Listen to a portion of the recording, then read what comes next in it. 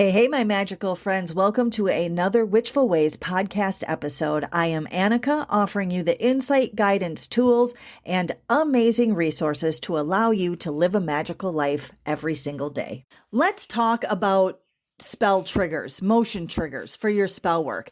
I'm not sure if very many people are aware of this practice, and it's something that is, it's lineage, right? Like it goes back. And I don't feel like it's something that's taught very often, again, because it's something that's not written about a lot, maybe, or I guess maybe I don't search the stuff anyway, so I wouldn't know. But anyways, let's talk about it. So when you're casting spells, of course, you are in your sacred space. 9 times out of 10, you are in your sacred space. Even if you're casting a spell in a mundane place, mundane being every day, right? Say you go to the beach and you decide that you're going to cast a spell. You still, at that mundane place, move into a mystical or a magical or a sacred or a spiritual space, right? You prepare yourself to be able to step into the witch, the practitioner, the spiritualist that you are going to be navigating your workings through.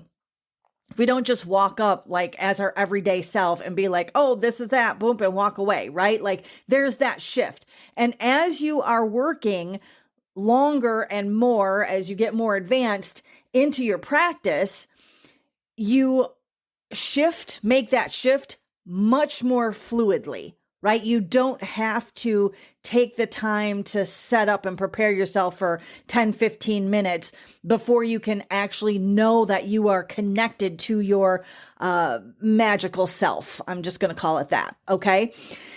So let's talk about then, when you are doing spell work, whether you are doing it in mundane space, but normally we're doing it in a sacred space, or we're doing it in our magical space, in our backyard, in our bedroom, in our basement, wherever it is, right?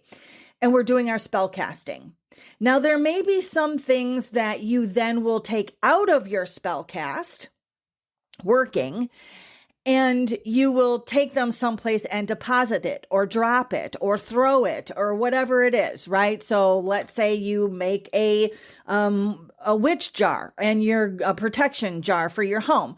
Then you are going to, after your spell cast is complete, you will go and you will deposit that into the earth and the proper place around your home so that it can offer the energies that it was created for, right? So we've taken that out of our spell casting space and we've taken that physical item someplace. If you do coins for graveyard work, right? You usually cast them, you imbue them in your sacred space. And then when you go to the graveyard, you take those specific ones with you and you deposit them however and wherever their intention is for. So these are things, physical things that you then can take. Let's also say that you are wanting to get your boss, I don't know, for example, to give you a raise, right? To give you a promotion. So you want to sweeten him or her up a little bit. So maybe you create in your sacred space, in your magical workings, you create a blend, an herbal blend that, or your potion, whatever it is, that is going to soften them up to you, right? That's going to put you in your best light. And let's say that this is an herbal blend or sugar blend or whatever it is that needs to be deposited on or around the desk or under the feet of your boss. So this is something that you are going to then take and you will prepare it in your magical space, and you're going to take that physical item with you to work the next day or whatever. And you are going to, at the best opportunity, most discreet opportunity, you are going to deposit the stuff that you need to deposit wherever you need to deposit it, right? Whether you wear a poison ring, which are amazing to be able to spread like those kind of things. Very small amount, right? We're not talking about let's put on 5 pounds of sugar underneath your boss's desk. We're talking about pinchings, right? Because that's all we need when our magic is aligned properly. So those are taking physical things because we are placing action on things that are outside of our physical space, of our mystical space, of our magical and sacred space, right? So we need to take those things and deposit them outside. You can do the same thing with your energy. And the energy of your spell. And you can do this with a motion trigger or a spell trigger or whatever you want to call it. So when you are creating your spell cast, when you are raising the energy, when you are actually manipulating and bringing in the frequencies and the energies together in your magical working, you then are going to put a pause on it. So, and you do this by assigning, and I'm not going to go into specifics. If you need information, reach out to me, but you are going to put a pause on it or a, I always think of like a pull string. So like when you go and you put a vest on, or if you have a raft, I think of a raft, right? It's all down and nice, and maybe you can fit it in your purse or whatever. But if you pull that pull string, the whole thing expands and it becomes what it's meant to be. Okay. So we think of the same thing when it comes to putting in spell triggers or motion triggers. So this is something that, again, when you are in the midst of your spell working, you are going to apply this to your spell in and of itself, within the energy of it. And you apply a motion to it. That motion might be a snap. That motion might be flicking your finger around. That motion might be a twirl of your own hair. That motion might be tugging on your ear. That motion might be stomping one foot. That whatever it is that you want it to be, whatever you know that you can discreetly do around the person or place that needs this spell to be cast upon. So here's what I'm talking about. When you are creating your spell, and let's say that you are wanting to have somebody stop gossiping about you. Okay, we're going to do a stop gossip, but we want it directly on this person. I know there are a lot of people that do, freezer spells and stuff like that, but your freezer can get pretty clogged up with that kind of stuff because you got to leave it there, right? So this is an energy that you can place in and around a person or space. Doesn't take up anything in your own, and you know that because you are the powerful witch that you are able to send this energy to them directly.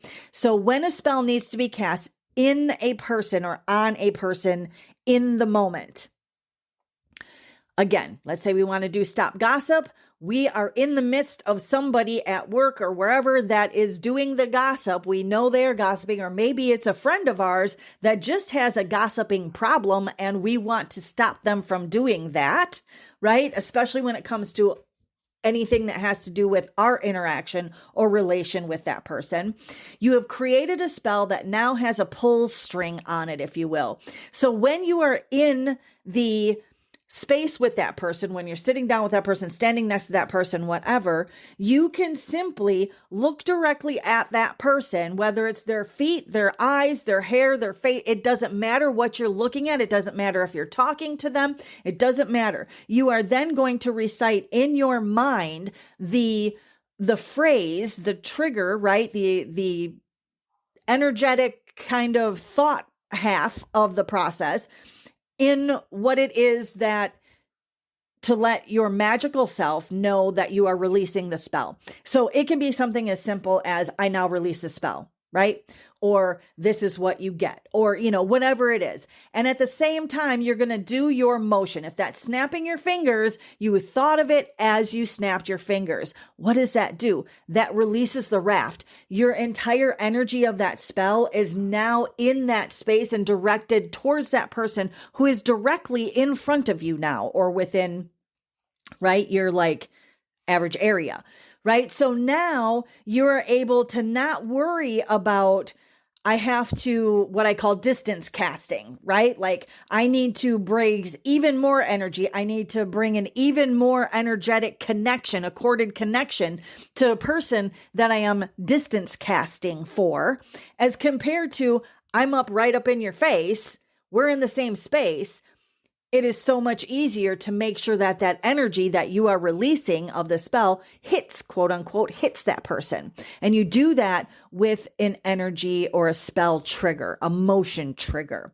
So I hope that this is something, and you can do it for anything. You can even do it for a space, right? So if you know that you're going to a space where somebody is ill, they're not feeling well, and you want to give them some additional support in healing or whatever it is, you can create your spell, create that energy ball, if you will, right? Create it in your space, take the time and do what you need to do there where you have all your tools and your ingredients and you're feeling right, safe and secure in your space. You do that. And then when you go and visit grandma or whoever the next day or two or the next week or the next year, it doesn't matter. The energy does not dissipate. It stays there in waiting, right? So you can then, while you're visiting grandma in the next week or so, you, while you're there, can release that energy right there into her bedroom as you're visiting with her while she's in bed or at the hospital or whatever it is. It's an amazing thing that you can do because you are able not only to cast for specific people, but you can have general casts as well that you have in your quote unquote back pocket, if you will, where if there is some tension, if you know that there's like a family reunion coming up and you're not sure if there's going to be some tension or whatever, you can make sure that you have that specific spell energy and a constant trigger so that you know you can pull those energies right into that space at any given time. So if you always are doing calming, then you will always use the same trigger and the same thought trigger, right? Those two work together. You will use the same triggers all the time. When you raise that energy or when you know that you feel that energy and you can capture it, for lack of better terms, then you know you can place that triggers on it, those triggers on it, and you can use it in the future in your own spell casting again, if you want to, but more importantly, when you are interacting outside of your sacred space. So I hope this is something where you're like, wow, I've never heard of that. It makes total sense. And I'm going to start doing this because it is very powerful to be able to bring your magic with you and know that you don't have to take the time again, to get to a place and be like, okay, I've got to step into the energetic. I've got to, you've already done all of that. It's just, you got the wrath there, right? It's just pulling that string and letting it blow up to exactly what it's meant to be so that people that you have meant to use it have the opportunity. And lastly, make sure that you head over to the website at witchfulways.com. Grab your freebies from there. Check out the offerings that I have of items, services, and resources. Thanks so much for joining me for another podcast episode. Have a wonderfully magical rest of your day. We'll chat with you again next week.